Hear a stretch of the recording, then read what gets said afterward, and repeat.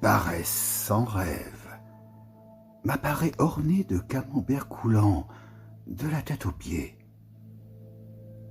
Paresse, c'est toi, sans moi, dans le rêve dégingandé de la veille, ma douce amie. En laisse, tenue par un fin limier de mes amis, au nez très fin, jamais en reste. Le rêve aussitôt en rajoute une couche, histoire de faire mousser la confusion, qui doit bien être sa raison d'être, après tout.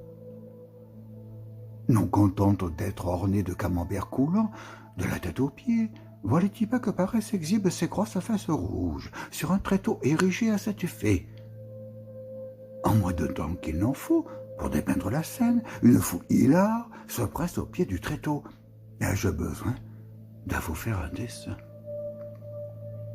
Un fouet ensanglanté traîne non loin, on dirait un serpent à sonnette, qui se prend pour Lully en train de se contorsionner, occupé qu'il est à battre la mesure devant son orchestre au grand complet, juste avant de se planter le fer de sa canne à battre la mesure dans son gros orteil malpropre, ce qui lui sera fatal, comme chacun sait. Mais qui de nos jours écoute encore le brave Lully? Merde alors! Boum! Une fanfare tonitruante à tout casser fait son entrée fracassante dans le rêve déjà mal barré. Tambour et trombone à coulisses font un bruit d'enfer. C'est comme qui dirait jour de cavalcade à Besançon sous un soleil de plomb. Mes oreilles saignent et ça ne loupe pas. Voilà que je me réveille en sueur, prêt à égorger la première venue pour l'amour d'une belle tranche de pain frais, garni d'une bonne grosse couche de camembert coulant à souhait. Le café fume dans mon gros bol bleu, posé sur la nappe fleurie de la cuisine. Je me retrouve assis à la cuisine, j'ai une faim de loup. Et ma mère de se récrier « Ah, te voilà enfin debout, petit filou, c'est pas trop tôt !» Fin du rêve. Bonjour la réalité fuyante. À toute fin utile, le rêve déhisse, sans latence, ni relance, aucune, pour peu qu'on le déplie, comme une belle serviette à carreaux rouges, toute propre.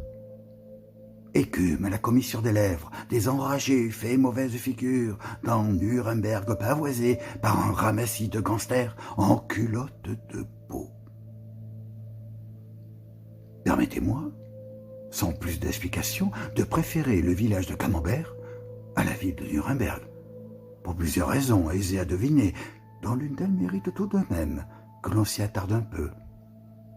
Vous apprécierez, au passage, la délicate prétérition.